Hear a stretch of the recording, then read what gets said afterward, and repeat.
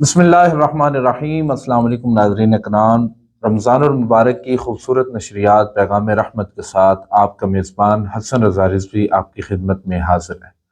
ناظرین اکرام، آج جس موضوع کا ہم نے انتخاب کیا ہے وہ ہے اصحاب رسول صلی اللہ علیہ وآلہ وسلم کی فضیلت قرآن و حدیث کی روشنی میں۔ اور آج ہمارے پینل کا حصہ ہیں ہمارے علاقے کی پہچان ہے علامہ مفتی محمد اجمل صاحب، ہم آپ کو خوش آمدید کہتے ہیں، اور ان کے ساتھ تشریف فرما ہے میرے پینل کا مستقل حصہ علامہ راشد حسین صاحب، ہم آپ کو بھی خوش آمدید کہتے ہیں۔ حضرت عبداللہ بن مغفل رضی اللہ تعالیٰ عنہ روایت کرتے ہیں کہ نبی کریم صلی اللہ علیہ وآلہ وسلم نے ارشاد فرمایا، میرے صحابہ کرام کے معاملے میں اللہ سے ڈرو، ان کو میرے بعد طنز کا نشانہ نہ بنانا۔ یاد رکھو جس نے ان سے محبت رکھی اس نے مجھ سے محبت رکھی، اور جس نے مجھ سے محبت رکھی اس نے اللہ تعالیٰ سے محبت رکھی۔ اور اس کے برعکس دوسرا جو معاملہ ہے، حضور نے فرمایا جس نے ان سے بغض رکھا اس نے میں محمد سے بغض رکھا، اور جس نے میں محمد صلی اللہ علیہ وآلہ وسلم سے بغض رکھا اس نے ڈائریکٹ اللہ تعالیٰ سے بغض رکھا۔ اور جو اللہ تعالیٰ سے بغض رکھتا ہے اس کی دنیا بھی برباد ہو جاتی ہے، اس کی آخرت بھی تباہ ہو جاتی ہے۔ مزید فرمایا کہ جس نے میرے صحابہ کو اذیت دی اس نے مجھے اذیت دی، اور جس نے مجھے اذیت دی اس نے اللہ تعالیٰ کو اذیت دی، اور جس نے اللہ تعالیٰ کو اذیت دی ہے ان کو عنقریب اللہ تعالیٰ اپنی پکڑ میں لے گا۔ ناظرین اکرام، آج جن نفوس قدسیہ کے تذکار جمیلہ کی سعادت ہم حاصل کرنے جا رہے ہیں وہ قرآن کریم کے اولین مخاطب تھے، جن کو قرآن کریم نے اپنے سانچے میں ڈھالا تھا، جن کی حیات میں سیرت مصطفیٰ صلی اللہ علیہ وآلہ وسلم کی جھلکیاں نظر آتی ہیں، اور انوار رسالت مآب صلی اللہ علیہ وآلہ وسلم ان کے چہروں پر پڑھتے ہوئے ہمیں نظر آتے ہیں، جن کی فکر انوار رسالت صلی اللہ علیہ وآلہ وسلم سے روشن ہوئی، جن کے قلوب حضور نبی کریم صلی اللہ علیہ وآلہ وسلم کی سیرت سے منور تھے۔ یہ وہ لوگ تھے کہ قرآن کریم کی اکثر آیات کے نزول کے کردار تھے، ان کو پوری امت پر اولیت بھی حاصل تھی، فوقیت بھی حاصل تھی، اور افضلیت بھی حاصل تھی۔ یہ وہ ہستیاں تھیں کہ جن کے قلوب کو اللہ تعالیٰ نے چن لیا تھا، اور اللہ تعالیٰ خود فرماتا ہے کہ میں ان سے راضی ہو گیا، یہ مجھ سے راضی ہو گئے۔ کہیں فرماتا ہے کہ میں ان کو اپنی محبتوں کے حصار میں لیتا ہوں کیونکہ یہ میرے برگزیدہ لوگ ہیں، یہ ایمان والے ہیں، یہ مجھ سے ڈرنے والے ہیں، اور یہ میرے محبوب صلی اللہ علیہ وآلہ وسلم کی اطاعت کرنے والے ہیں۔ آج ان نفوس قدسیہ کی شان بیان کرنے کے لیے میں نے اپنے دو اسکالرز کو انوائٹ کیا ہے۔ ان کی طرف بڑھتے ہوئے میں پہلا سوال علامہ راشد صاحب ان سے کرنا چاہوں گا۔ سر، یہ قرآن کریم جو ہے یہ ایک منبع رشد و ہدایت ہے، اس کے اندر اللہ تعالیٰ نے اچھے لوگوں کا بھی تذکرہ کیا ہے، برے لوگوں کا بھی ذکر کیا ہے، تو سب سے اچھے جو لوگ تھے وہ بلا شبہ صحابہ کرام تھے۔ تو قرآن کریم نے ہر انسان کو مخاطب کرنے کا ایک اپنا سٹائل اپنایا ہے، نبیوں کو الگ انداز سے مخاطب کیا ہے، صحابہ کرام کو الگ انداز سے مخاطب کیا ہے، نبی کریم صلی اللہ علیہ وآلہ وسلم کے خاطب کا ایک اپنا انداز ہے۔ تو آج ہمارے موضوع کی مناسبت سے آپ ہمیں بتائیں کہ قرآن حکیم نے اپنے اندر صحابہ کرام کو کن الفاظ سے یاد کیا ہے، ان کی کیا شان بیان ہوئی ہے؟ بسم اللہ الرحمن الرحیم۔ بہت شکریہ۔ یہ موضوع ایسا موضوع ہے کہ جس پہ عصر حاضر میں گفتگو کرنا انتہائی اہم ہے۔ بالخصوص یہ اوقات ایسے ہیں کہ جہاں انتشار و افتراء کی فضا جو ہے وہ بہت زیادہ پھیل چکی ہے۔ اصحاب رسول ان سے محبت ہمارے ایمان کا تقاضا ہے، اہل بیت کرام سے محبت و مودت اور عقیدت یہ ایمان کا تقاضا ہے۔ ان دونوں پہلوؤں کے بغیر انسان کا ایمان ادھورا ہے۔ ایمان کامل ہی تب ہوتا ہے جب ان دونوں پہلوؤں پر، اور دیکھیے یہ نسبت دونوں رسول اللہ صلی اللہ علیہ وسلم کی ہیں۔ حضور کے اصحاب کا احترام ہے تو حضور کی وجہ سے، حضور کے اہل بیت کی احترام ہے، عزت ہے تو حضور کی وجہ سے۔ تو یہ ایسی شخصیات ہیں جن کو جدا نہیں کیا جا سکتا۔ نہ جانے لوگ آج کیوں جدا کرنے پہ تلے ہوئے ہیں، یہ جدا ہو نہیں پاتی۔ اور جہاں تک آپ کے سوال کا تعلق ہے کہ قرآن کریم نے تو بے شمار القابات کے ساتھ اصحاب رسول کو یاد کیا ہے۔ دیکھیے اللہ رب العزت جو ہے وہ فرماتا ہے والسابقون الاولون من المہاجرین والانصار والذین اتبعوہم باحسان رضی اللہ عنہم ورضوا عنہ، کہ یہ وہ لوگ ہیں جو سبقت لے جانے والے ہیں ایمان میں، مہاجرین اور انصار میں سے، اور پھر صرف یہاں تک محدود نہیں رکھا بلکہ فرمایا والذین اتبعوہم باحسان، وہ جنہوں نے ان کی اتباع کی، ایمان لے آئے بعد میں، تو ان پہ بھی اللہ رب العزت نے ان کے لیے کیا فرمایا کہ رضی اللہ عنہم ورضوا عنہ، اللہ ان سے راضی ہو گیا اور یہ اللہ کی رحمتوں سے راضی ہے۔ اب یہاں یہ بات بالکل کھول کے روز روشن کی طرح یہاں ہو جاتی ہے کہ اصحاب رسول کے وہ طبقات جو اولین میں سے ہیں، چاہے مہاجرین میں سے ہوں یا انصار میں سے، اور پھر وہ جنہوں نے بعد میں اسلام قبول کیا ہے، وہ سب کے لیے اللہ رب العزت کی طرف سے معاہدہ جاں فضا ہے کہ رضی اللہ عنہم ورضوا عنہ، کہ تمام اصحاب رسول کے بارے میں اللہ کا یہ حکم آ گیا۔ اور پھر ایک اور مرتبہ مقام پہ فرمایا کلم وعد اللہ الحسنى، کہ ان تمام شخصیات جو اصحاب رسول ہیں ان کے بارے میں اللہ تعالیٰ نے ایک اچھا فیصلہ فرمایا، اچھا وعدہ جو ہے وہ فرمایا ہے۔ تو یہ وہ شخصیات ہیں جن کا جتنا بھی تذکرہ کیا جائے کم ہے، اور اللہ رب العزت نے ان کی صفات بھی قرآن میں بیان کی ہیں، تو ظاہری بات ہے صفات ان کی بیان کی جاتی ہیں، اور اچھی صفات ان کی بیان کی جاتی ہیں جو محبوب ہوا کرتے ہیں۔ قرآن کریم کے اندر اللہ رب العزت نے فرمایا محمد الرسول اللہ والذین معہ اشداء علی الکفار رحماء بینہم، کہ یہ حضور کے جو ساتھی ہیں یہ ان کا معاملہ یہ ہے کہ فرمایا محمد الرسول اللہ، حضور صلی اللہ علیہ وسلم اللہ کے رسول ہیں، والذین معہ اشداء علی الکفار، جو آپ کے ساتھی ہیں یعنی اصحاب رسول ہے یہ کفار پہ بڑے بھاری ہیں، رحماء بینہم آپس میں بڑے نرم دل ہیں۔ اب دیکھیے ان کی نرم دلی کا تذکرہ خود اللہ رب العزت فرما رہا ہے کہ آپس میں ان کے معاملات اچھے ہیں، کفار کے مقابلے میں یہ بھاری ہیں۔ تو اس سے پتہ یہ چلتا ہے کہ آج جن کو اصحاب رسول کا ذکر بھاری لگتا ہے نا تو وہ اسی طبقے کے ساتھ تعلق رکھتے ہیں۔ اور آگے اللہ رب العزت نے بڑا خوبصورت جو ہے وہ ان کے بارے میں ارشاد فرمایا، ان کی نشانی فرمائی تراہم رکعا سجدا یبتغون، کہ یہ ایسی شخصیات ہیں جن کو آپ دیکھیں گے کہ یہ رکوع کر رہے ہوں گے، سجدے کر رہے ہوں گے، اور یہ اللہ کے حضور عبادت و ریاضت کے اندر اپنے آپ کو مستغرق رکھے ہوئے ہوں گے۔ تو ان شخصیات کا ذکر کرنا اور ان کے تذکار جمیلہ کرنا یہ یقیناً سعادت مندی اور ظفر مندی کی علامت ہے۔ اور یہ آج ہمیں چاہیے کہ امت مسلمہ کو کہ اصحاب رسول جتنے بھی ہیں ان کا احترام، ان کا عزت صرف اس نسبت سے کہ حضور علیہ السلام کے اصحاب ہیں، اور اللہ رب العزت نے ان کی فضیلت کو قرآن حکیم کے اندر عیاں کیا ہے۔ ہمیں چاہیے کہ ہم اس فضیلت کو، اس ساری جو اللہ رب العزت نے ان کو وہ فضائل و کمالات عطا فرمائے ہیں ان کو انسان سر تسلیم ان کے سامنے انسان سر تسلیم خم کرے، یہی اس کے ایمان کے بچاؤ کا ایک واحد ذریعہ ہے۔ سبحان اللہ، سبحان اللہ۔ بہت خوبصورت انداز سے میرے پہلے سوال کا جواب دے رہے تھے علامہ راشد صاحب، اور وہ بتا رہے تھے کہ اللہ تعالیٰ نے قرآن مجید کے اندر جا بجا ان نفوس قدسیہ کا ذکر کر کے دنیا والوں کو یہ بتا دیا ہے کہ تم ان کی تعظیم کرو نہ کرو، تم ان کا احترام کرو نہ کرو، تم ان کے ساتھ کیسا رویہ کرتے ہو یہ تمہارا معاملہ ہے۔ قرآن ان کی شان بہرحال ہر موقع کے اوپر بیان کرتا ہے، اور حضرت ابوبکر صدیق سے لے کے حضرت امیر معاویہ تک تمام صحابہ کرام جو ہیں وہ ہمارے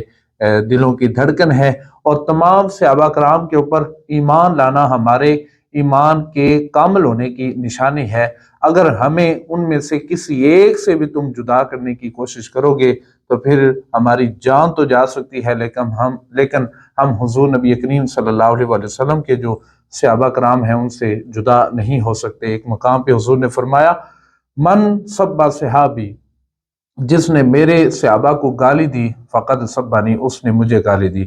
اور جس نے مجھے گالی دی فقد سب اللہ، اس نے ڈائریکٹ پھر اللہ تعالیٰ کو نعوذ باللہ گالی دی ہے۔ تو یہ وہ نفوس قدسیہ ہیں کہ جن کا ذکر قرآن میں بھی ہمیں ملتا ہے، حدیث میں بھی ملتا ہے۔ قرآن میں جتنے مقامات پہ ان کا ذکر ہمیں ملتا ہے علامہ صاحب بڑی خوبصورتی کے ساتھ بیان فرما رہے تھے۔ اب ہم بڑھتے ہیں اپنے پینل کے دوسرے اسکالر کی جانب، علامہ اجمل صاحب۔ ان سے میں یہ درخواست کرنا چاہوں گا کہ آپ حدیث کی روشنی میں، ظاہر ہے حضور کی جو زبان ہے وہ قرآن ہے، قرآن جو ہے وہ حضور کی زبان ہے، لیکن حضور نبی کریم صلی اللہ علیہ وسلم نے اپنی زبان مبارک سے ان خوبصورت ہستیوں کا ذکر کس انداز سے کیا ہے، کیسی شان بیان کی ہے؟ بسم اللہ الرحمن الرحیم۔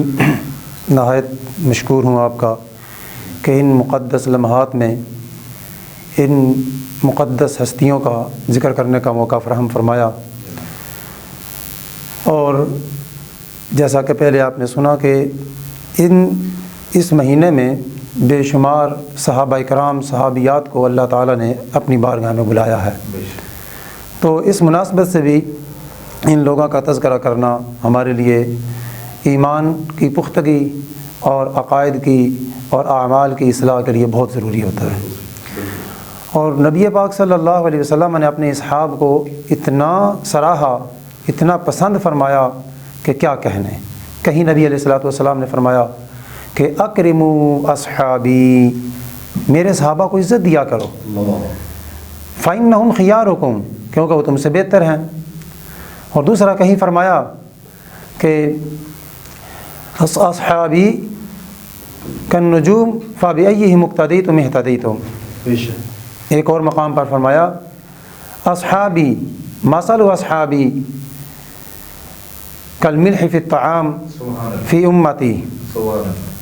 ایک اور مقام پر نبی علیہ السلام نے فرمایا اصحابی امانۃ لامتی۔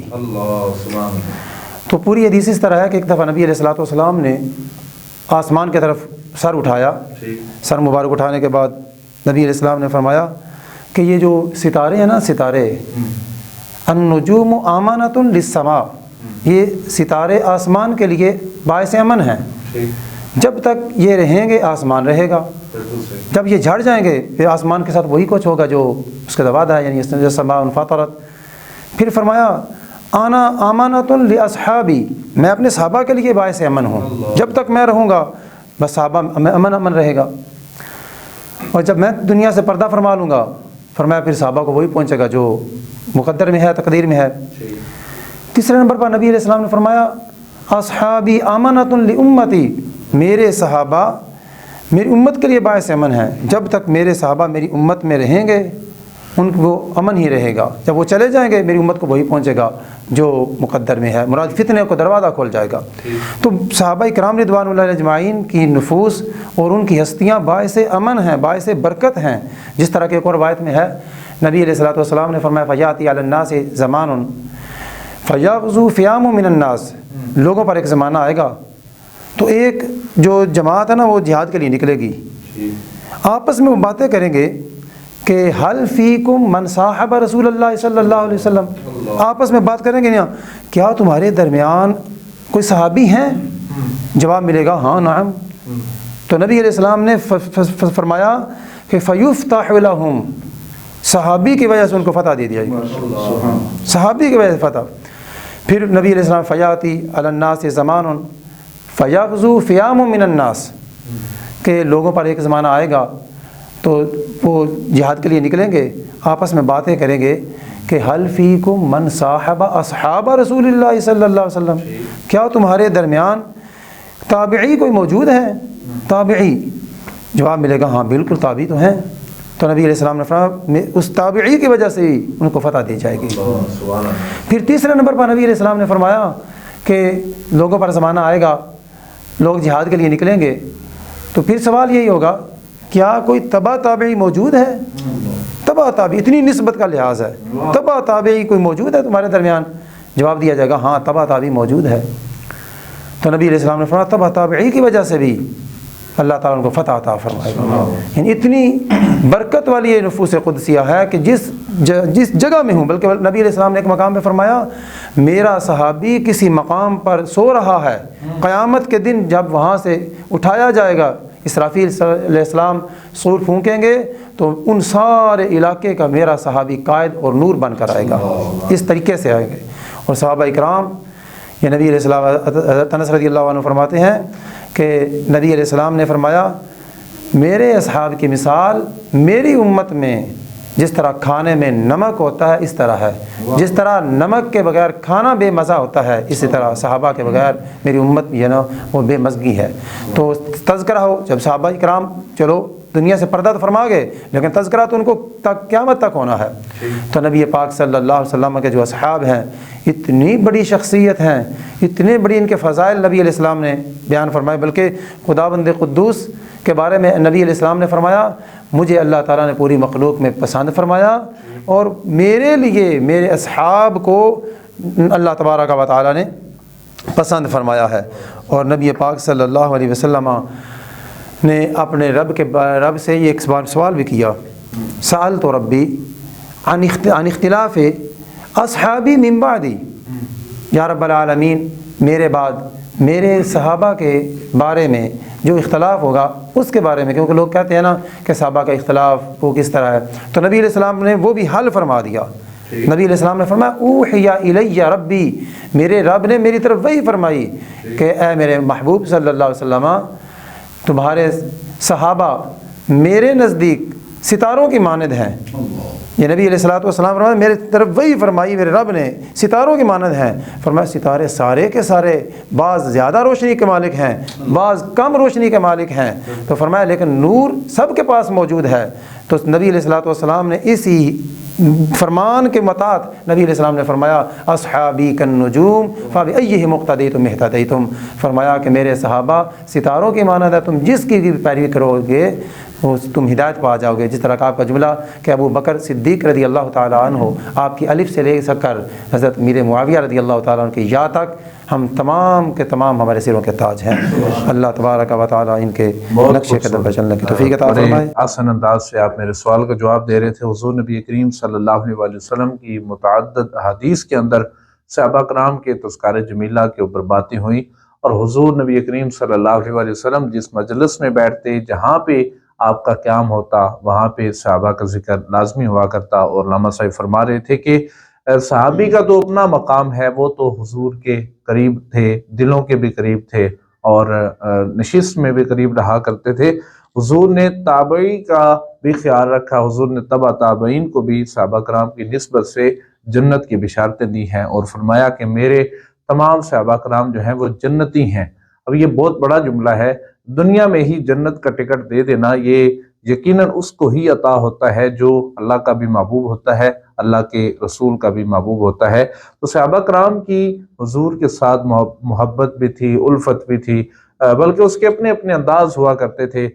صحابہ کرام جو ہے وہ جب تک حضور کا چہرہ نہیں دیکھ لیتے تھے ان کو چین نہیں آتا تھا۔ بلکہ میں پڑھ رہا تھا کہ حضرت عائشہ صدیقہ رضی اللہ تعالیٰ عنہ فرماتی ہیں کہ ایک رات میں گھر میں موجود تھی، اور رات کو میں ابا جان کو اٹھ کے دیکھ رہی تھی کہ وہ کبھی دائیں جا رہے ہیں، کبھی بائیں جا رہے ہیں، کبھی بیٹھتے ہیں، کبھی لیٹتے ہیں۔ تو میں نے پوچھا ابا جان کیا ماجرا ہے، کیا معاملہ ہے، آپ بڑے پریشان ہیں، بڑے مضطرب ہیں، بڑے اضطراب کی کیفیت میں ہیں۔ تو صحابہ کرام کی محبت کا عالم دیکھیے۔ حضرت ابو بکر صدیق فرماتے ہیں میری بیٹی میں صبح ہونے کا انتظار کر رہا ہوں، کب صبح ہو، کب میں حضور کی بارگاہ میں جاؤں اور کب ان کا چہرہ دیکھ کے اپنے دل کو تسکین بخشوں۔ یہ وہ نفوس قدسیہ تھیں جو حضور کے ساتھ محبت کرتی تھیں۔ تو میں علامہ راشد صاحب سے اسی ٹاپک کے اوپر بات کرنے کے لیے ان سے عرض کروں گا کہ حضور کے ساتھ محبت کا جو انوکھا انداز تھا صحابہ کرام کا، میں چاہتا ہوں آپ مختصر انداز میں آپ وہ بتائیے گا۔ جی بالکل، جس طرح آپ نے ذکر فرمایا حضرت سیدنا صدیق اکبر رضی اللہ تعالیٰ عنہ، تو یہی صدیق اکبر رضی اللہ تعالیٰ عنہ کا دیکھیے کہ جب ہجرت کا وہ سفر تھا، کبھی سیدنا صدیق اکبر رضی اللہ تعالیٰ عنہ حضور کے آگے ہوتے ہیں، کبھی پیچھے ہوتے ہیں، کبھی دائیں ہوتے ہیں، کبھی بائیں ہوتے ہیں۔ حضور پوچھتے ہیں ابو بکر کیا مسئلہ ہے؟ کہا حضور اس لیے کہ آگے ہوتا ہوں کہ کہیں آگے سے دشمن نہ آ جائے، آپ کی حفاظت کے لیے تیار ہوں، پیچھے ہوتا ہوں کہیں آگے ہوتا ہوں، خیال ہوتا ہے کہیں پیچھے سے نہ آ جائیں تو پیچھے بڑھتا ہوں، پھر خیال ہوتا ہے کہیں دائیں سے حملہ نہ ہو، دائیں آتا ہوں، پھر خیال ہوتا ہے کہیں بائیں نہ ہو، ادھر بڑھتا ہوں۔ میں تو حضور آپ کی حفاظت کے لیے سارا کروں۔ اور پھر غار کے اندر حضور علیہ السلام کو اپنی گود کے اندر آپ کا سر رکھ کے سونا اور پھر سانپ کا ڈسنا، یہ کس کے جو ہے وہ مطالعے میں نہیں ہے۔ تو یہ وہ حضور علیہ السلام کے ساتھ اصحاب رسول کے انوکھے جو ہے وہ محبت کے نرالے انداز تھے۔ اور پھر یہاں تک صرف یہ ایک محبت کا انداز نہیں تھا، بلکہ یہاں تک تھا کہ جو حضور علیہ السلام نے فرما دیا وہ پورا ہونا ہی ہونا ہے۔ اب اسی ہجرت کے ریلیٹڈ جو ہے وہ واقعے کے متعلق وہ آپ کو پتہ ہے کہ ایک جو ہے نا سراقہ کے متعلق حضور علیہ السلام نے فرمایا تھا، بشارت دی کہ تمہیں جو ہے وہ کنگن پہنائے جائیں گے۔ تو حضرت عمر رضی اللہ تعالیٰ عنہ نے اپنے دور خلافت میں ان کو جو ہے وہ چونکہ پتا تھا، سنا تھا حضور علیہ الصلوۃ والسلام سے، تو اس حضور کے فرمان کو پورا کرنے کے لیے وہ کنگن جب آپ کے پاس پہنچے تو حضرت سراقہ کو بلا کے وہاں کنگن پہنائے۔ تو یہ انداز تھا محبت کا کہ ہمارے محبوب کی زبان سے جو لفظ نکلے ہیں وہ پورے ہو کر رہے ہیں۔ اور پھر حضرت سیدنا صدیق اکبر رضی اللہ تعالی عنہ، آپ کا انداز دیکھیے کہ جب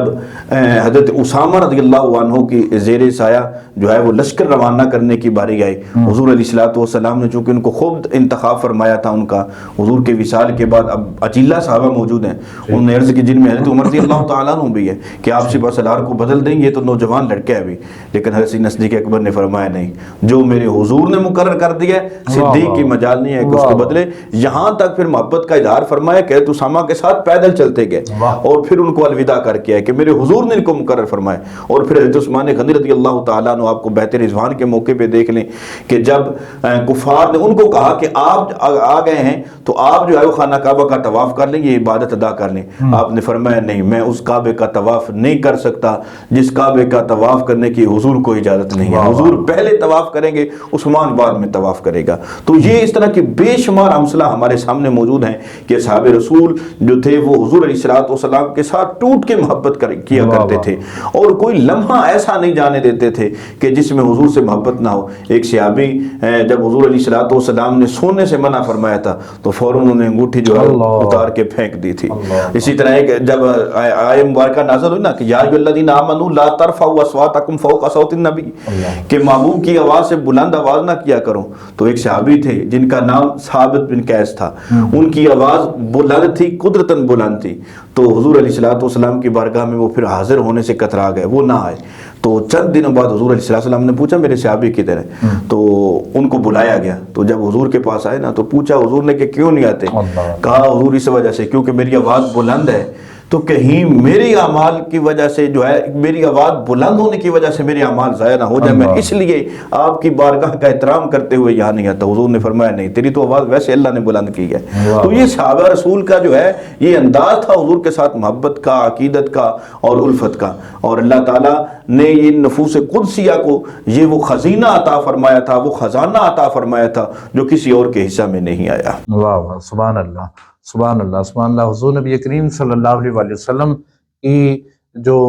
نگاہ ہے اس میں صحابہ کرام کا کیا مقام تھا، بڑے خوبصورت انداز سے علامہ راشد صاحب بتا رہے تھے، اور وہ ایک بات بتا رہے تھے، بڑی رشک آمیز بات بتا رہے تھے کہ حضور نبی کریم صلی اللہ علیہ وسلم کے صحابہ کرام اللہ تعالیٰ کی ہر آیت، قرآن کے ہر آیت کا احترام کرتے ہوئے اس کو اپنی زندگی کے اوپر لاگو کرنے کی کوشش کیا کرتے تھے۔ اسی سے ملتی جلتی مجھے بھی ایک روایت یاد آئی کہ حضور نبی کریم صلی اللہ علیہ وسلم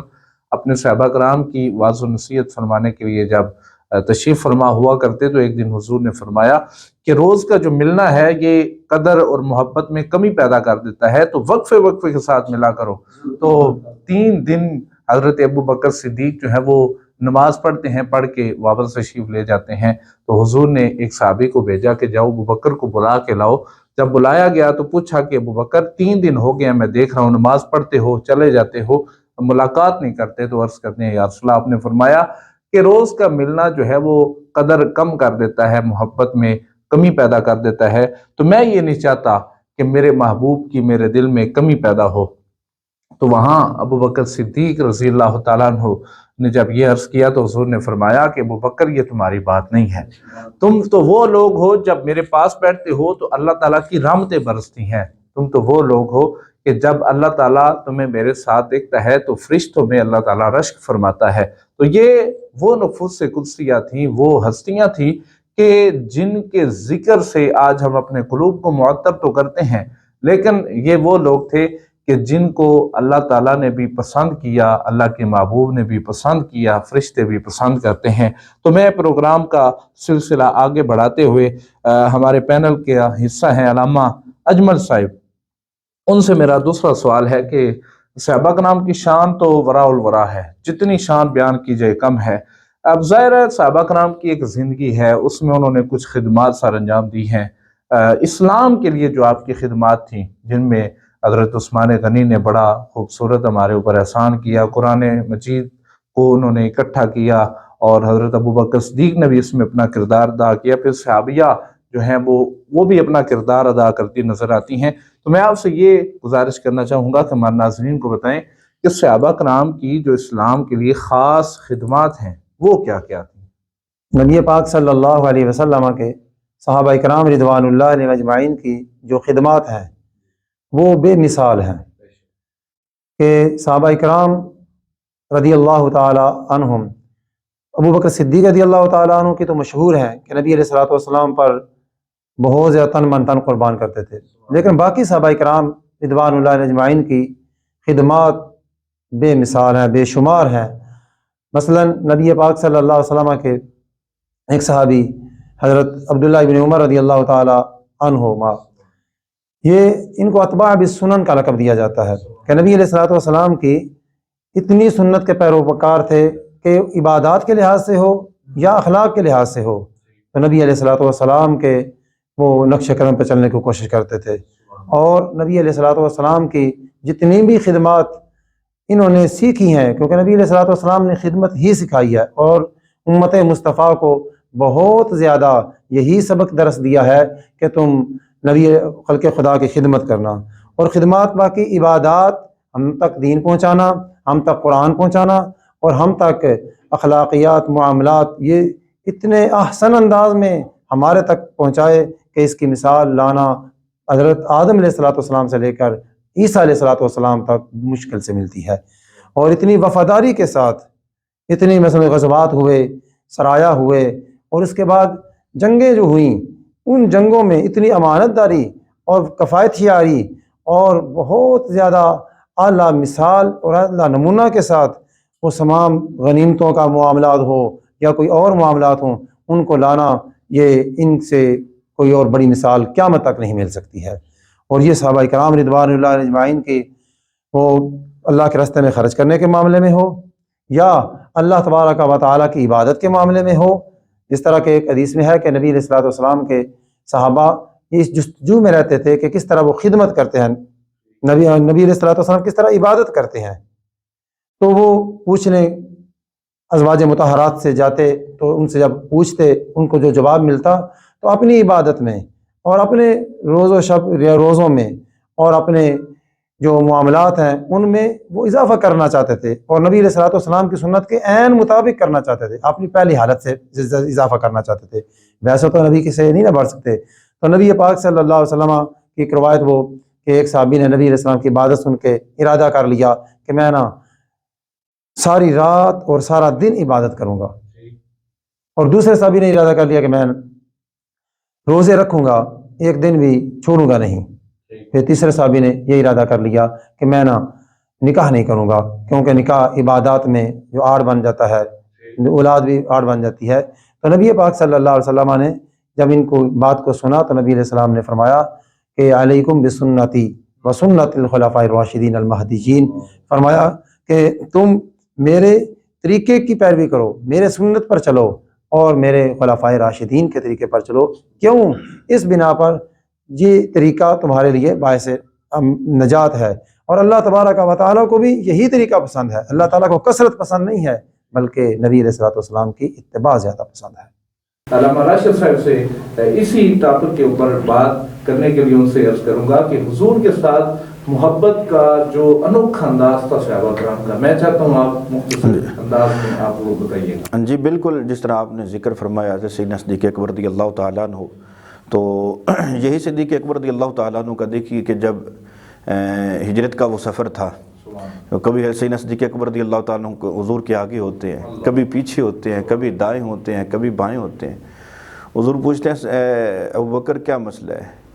کہا حضور اس لیے کہ آگے ہوتا ہوں کہ کہیں آگے سے دشمن نہ آ جائے، آپ کی حفاظت کے لیے تیار ہوں، پیچھے ہوتا ہوں کہیں آگے ہوتا ہوں، خیال ہوتا ہے کہیں پیچھے سے نہ آ جائیں تو پیچھے بڑھتا ہوں، پھر خیال ہوتا ہے کہیں دائیں سے حملہ نہ ہو، دائیں آتا ہوں، پھر خیال ہوتا ہے کہیں بائیں نہ ہو، ادھر بڑھتا ہوں۔ میں تو حضور آپ کی حفاظت کے لیے سارا کر رہا ہوں۔ اور پھر غار کے اندر حضور علیہ الصلوۃ والسلام کو اپنی گود کے اندر آپ کا سر رکھ کے سونا اور پھر سانپ کا ڈسنا، یہ کس کے جو ہے وہ مطالعے میں نہیں ہے؟ تو یہ وہ حضور علیہ الصلوۃ والسلام کے ساتھ اصحابہ رسول کے انوکھے جو ہے وہ محبت کے نرالے انداز تھے۔ اور پھر یہاں تک صرف یہ ایک محبت کا انداز نہیں تھا، بلکہ یہاں تک تھا کہ جو حضور علیہ السلام نے فرما دیا وہ پورا ہونا ہی ہونا ہے۔ اب اسی ہجرت کے ریلیٹڈ جو ہے وہ واقعے کے متعلق وہ آپ کو پتہ ہے کہ ایک جو ہے نا سراقہ کے متعلق حضور علیہ السلام نے فرمایا تھا، بشارت دی کہ تمہیں جو ہے وہ کنگن پہنائے جائیں گے۔ تو حضرت عمر رضی اللہ تعالیٰ عنہ نے اپنے دور خلافت میں ان کو جو ہے وہ چونکہ پتہ تھا، سنا تھا حضور علیہ السلام سے، تو اس حضور کے فرمان کو پورا کرنے کے لیے وہ کنگن جب آپ کے پاس پہنچے تو حضرت سراقہ کو بلا کے وہاں کنگن پہنائے۔ تو یہ انداز تھا محبت کا کہ ہمارے محبوب کی زبان سے جو لفظ نکلے ہیں وہ پورے ہو کر رہیں۔ اور پھر حضرت سیدنا صدیق اکبر رضی اللہ تعالی عنہ، آپ کا انداز دیکھیے کہ جب حضرت اسامہ رضی اللہ عنہ کی زیر سایہ جو ہے وہ لشکر روانہ کرنے کی باری آئی، حضور علیہ السلام نے چونکہ ان کو خود انتخاب فرمایا تھا ان کا، حضور کے وصال کے بعد اب اجلہ صحابہ موجود ہیں، انہوں نے عرض کی، جن میں حضرت عمر رضی اللہ تعالیٰ عنہ بھی ہے، کہ آپ سپہ سالار کو بدل دیں، یہ تو نوجوان لڑکے ابھی، لیکن حضرت سیدنا صدیق اکبر نے فرمایا نہیں، جو میرے حضور نے مقرر کر دیا ہے صدیق کی مجال نہیں ہے کہ اس کو بدلے۔ یہاں تک پھر محبت کا اظہار فرمایا کہ حضرت اسامہ کے ساتھ پیدل چلتے گئے اور پھر ان کو الوداع کر کے آئے کہ میرے حضور نے ان کو مقرر فرمایا۔ اور پھر حضرت عثمان غنی رضی اللہ تعالیٰ عنہ، آپ کو بیعت رضوان کے موقع پہ دیکھ لیں کہ جب کفار نے ان کو کہا کہ آپ آ گئے ہیں تو آپ جو ہے وہ خانہ کعبہ کا طواف کر لیں، یہ عبادت ادا کر لیں، آپ نے فرمایا نہیں، میں اس کعبے کا طواف نہیں کر سکتا جس کعبے کا طواف کرنے کی حضور کو اجازت نہیں ہے، حضور پہلے طواف کریں گے، عثمان بعد میں طواف کرے گا۔ تو یہ اس طرح کی بے شمار امثلہ ہمارے سامنے موجود ہیں کہ اصحاب رسول جو تھے وہ حضور علیہ السلام کے ساتھ ٹوٹ کے محبت کیا کرتے تھے، اور کوئی لمحہ ایسا نہیں جانے دیتے تھے کہ جس میں حضور سے محبت نہ ہو۔ ایک صحابی جب حضور علیہ السلام نے سونے سے منع فرمایا تھا تو فوراً انہوں نے انگوٹھی جو ہے اتار کے پھینک دی تھی۔ اسی طرح ایک جب آیت مبارکہ نازل ہوئی نا کہ یا ایھا الذین آمنوا لا ترفعوا اصواتکم فوق صوت النبی، کہ محبوب کی آواز سے بلند آواز نہ کیا کرو، تو ایک صحابی تھے جن کا نام ثابت بن قیس تھا، ان کی آواز بلند تھی، قدرتاً بلند تھی، تو حضور علیہ السلام کی بارگاہ میں وہ پھر حاضر ہونے سے کترا گئے، وہ نہ آئے۔ تو چند دنوں بعد حضور علیہ السلام نے پوچھا میرے صحابی کدھر ہے، تو ان کو بلایا گیا، تو جب حضور کے پاس آئے نا تو پوچھا حضور نے کہ کیوں نہیں آتے،